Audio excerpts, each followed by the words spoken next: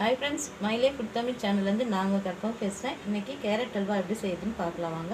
Carrot halwa செய்யறதுக்கு தேவையான பொருட்கள்: கேரட் துருவி வச்சிருக்கேன். தோல் எல்லாம் சீவிட்டு இந்த மாதிரி பொடியா துருவி வச்சிருக்கேன். இந்த 1 கப் பால், இந்த கப்ல தான் 3 கப் கேரட், 3/4 கப் சர்க்கரை, 10 முந்திரி பருப்பு, 1/2 ஸ்பூன் ஏலக்காய் பொடி, 2 ஸ்பூன் நெய். இப்போ எப்படி செய்யுதுன்னு பார்க்கலாம் வாங்க. ஸ்டவ் ஆன் பண்ணி குக்கர் வச்சுக்கலாம். குக்கரில் கேரட் போட்டுடலாம்.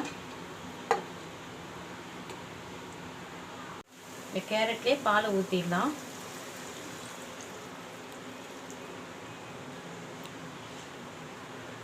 பால் ஊற்றி கலந்து விட்டுக்குங்க.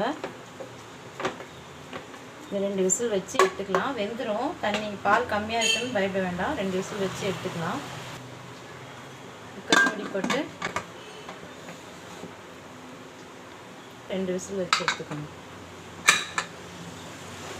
ஹை ஃப்ளேமில் வைங்க. 2 விசில் வந்துடுச்சு. ஸ்டவ் ஆஃப் பண்ணிடலாம். ஸ்டீம் போட்டோம் வெயிட் பண்ணலாம். ஸ்டீம் போனதும் ஓப்பன் பண்ணிக்கலாம்.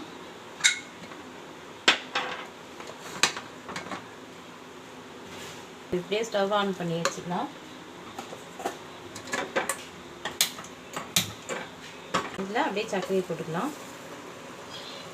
சர்க்கரை போட்டு நல்லா கொஞ்சம் தண்ணி விடும். அப்படியே ஒரு கலரி கொடுத்துருங்க. நடுவில் கலரி கொடுங்க. அல்வா பதத்துக்கு வர வரைக்கும் நம்ம அடுப்பிலே வைக்கணும். சர்க்கரை போட்டதும் தண்ணி வரும். இந்த தண்ணி நல்லா சுண்டுற அளவுக்கு நம்ம கலரி விடலாம். அல்வா பதம் வர வரைக்கும் கிளறி விட்டுருங்க. நடுவில் கிளறி விட்டால் போதும். அல்வா பதம் வந்துடுச்சு.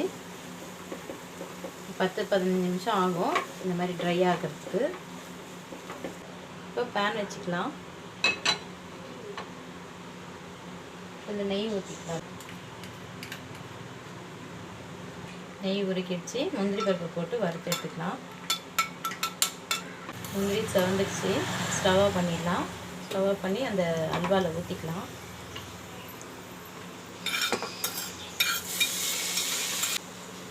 இப்படி ஏலக்காய் பவுடர் போட்டுக்கலாம். இது ரொம்ப ஈஸியாக செய்யலாம். எல்லாருமே கேரட் சாப்பிடாதவங்களாம் இது மாதிரி செஞ்சு கொடுத்தா ரொம்ப விரும்பி சாப்பிடுவாங்க. கேரட் அல்வா ரெடி ஆகிடுச்சு. வேறு பாத்திரத்தில் மாற்றிக்கலாம். சத்தான சுவையான கேரட் அல்வா ரெடி ஆகிடுச்சு. நீங்களும் வீட்டில் ட்ரை பண்ணி பாருங்கள். வீடியோ பிடிச்சிருந்தால் லைக் பண்ணுங்கள், ஷேர் பண்ணுங்கள், கமெண்ட் பண்ணுங்கள். நம்ம சேனலை சப்ஸ்கிரைப் பண்ணுங்கள்.